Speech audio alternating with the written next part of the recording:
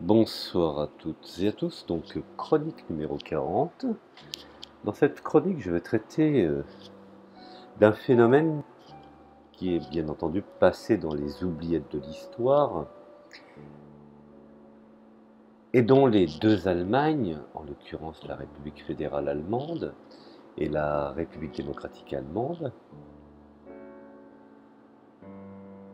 ont tout fait, je dis bien ont tout fait pour occulter ce mouvement de résistance que fut effectivement une certaine alternative entre le national et le social. Cette résistance qu'on qualifiait un temps de national-bolchevique, peut-être à tort à des moments, enfin toujours est-il, cela a été un essai de son initiateur, en l'occurrence Ernst Nikisch, et on a passé sous silence cette résistance à l'Allemagne nationale-socialiste et au Troisième Reich. Et pourtant, je dirais que de nombreux travaux existent qui permettent de retracer le combat en Allemagne, même de ceux qui, issus de tous les horizons, refusèrent de s'incliner devant, je dirais, la bête hitlérienne. Et au premier plan, nous retrouvons des nationaux bolcheviques ou des nationaux révolutionnaires. Alors je sais que je ne vais pas me faire des amis, d'un côté comme de l'autre, aussi bien du côté des extrémistes du marxisme et également de ceux qui ont tout intérêt, je parle de la jeune République fédérale allemande, à oublier, je dirais, ces résistants un peu encombrants. Alors tout d'abord, je voudrais parler de la problématique de la résistance allemande avant de rentrer dans le vif du sujet concernant Ernst Nikisch, qui est, je dirais, l'initiateur ou tête de proue de cette résistance. Et donc la résistance allemande contre le nazisme, je viens de le dire, est souvent méconnue, et elle est au centre d'un vaste débat en Allemagne depuis pas mal de temps, où effectivement les appréhensions et les a priori jouent un rôle de premier plan, singulièrement dans l'espace francophone. La résistance allemande, sur laquelle, je dirais, il existe peu de sources francophones, et je le déplore, et je vais même, pour la petite histoire, préciser qu'on trouve plus de sources émanant de l'Italie et également de l'Espagne, ce qui est assez étonnant. Et finalement, comme les sources francophones sont assez pauvres, ma foi, la recherche historique sur la Deuxième Guerre mondiale, quand elle n'est pas laminée par une démarche historique peu sérieuse, où je dirais souvent l'amateurisme dispute à la mauvaise vulgarisation. Alors je dirais qu'au sein de cette recherche, le rôle des nationaux révolutionnaires ou nationaux bolcheviques allemands, qui furent finalement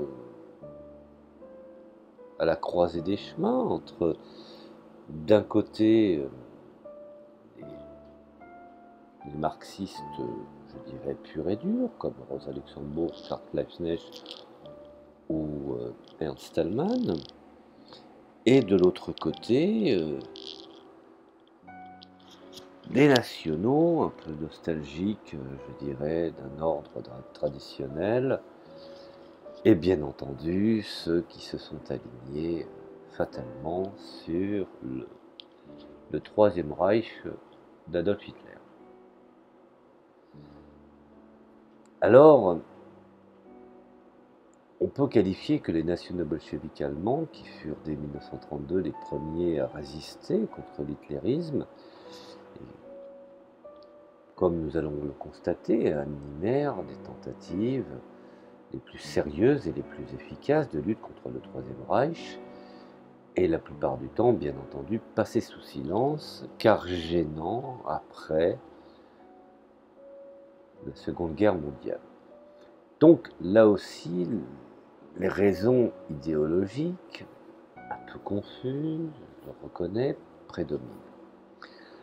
Alors, en Allemagne de l'Est, dans l'ancienne RDA, la résistance allemande fut au contraire exaltée pour des raisons idéologiques, tout aussi évidentes, l'antifascisme étant l'un des piliers du régime, je dirais, national-communiste de Berlin.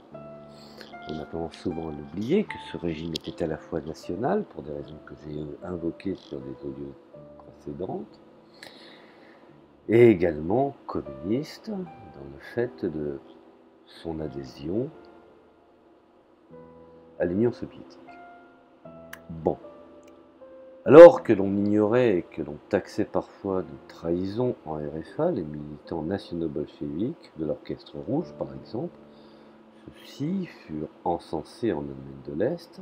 Il en alla de même pour de nombreux résistants d'origine communiste.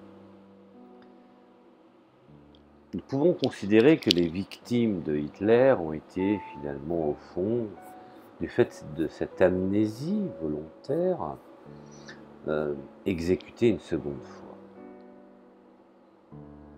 Avec la disparition de la RDA, on assiste quasi officiellement à une tentative du régime bourgeois allemand de faire disparaître cet aspect de la résistance. En Allemagne de l'Est, les monuments, les musées, le souvenir même de la résistance antifasciste sont systématiquement, depuis la réunification, détruits de façon sournoise et bien entendu éliminés. J'en veux pour preuve, pour étayer ce que j'avance, la journaliste allemande Monika Zorn, qui a consacré un livre au titre explicite à cette révision de l'histoire, Les victimes de Hitler tuées une seconde fois. Elle explique notamment que cette destruction du passé antifasciste allemand de la RDA va également de pair avec une certaine forme de réhabilitation du militarisme allemand et partant du nazisme, inévitablement, expliquant notamment le cas de gardiens SS des camps de concentration qui, internés après la Seconde Guerre par les Russes à Sachsenhausen ou à Buchenwald, voient aujourd'hui leur nom et leur grade figurer sur des stèles de victimes de la barbarie stalinienne. Et on dresse maintenant des stèles à leur mémoire en tant que victimes de la barbarie, parfois même avec leur grade de la SS, qui est quand même assez inouï. Et c'est oublier que c'était des nazis qui étaient enfermés. Ensuite, elle dénonce aussi la planification de cette révision de l'histoire au cours des recherches que l'on peut établir à partir des archives reconnues et classiques.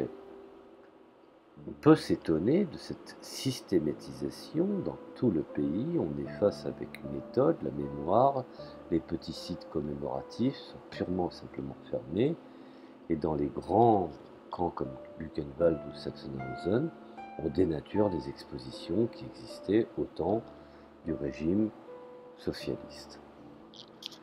Alors, c'est là exactement la grande problématique finalement au fond. C'est que c'est exactement la thématique révisionniste de l'extrême droite partout en Europe, et telle que l'on peut aussi l'entendre dans l'extrême droite belge ou française par exemple.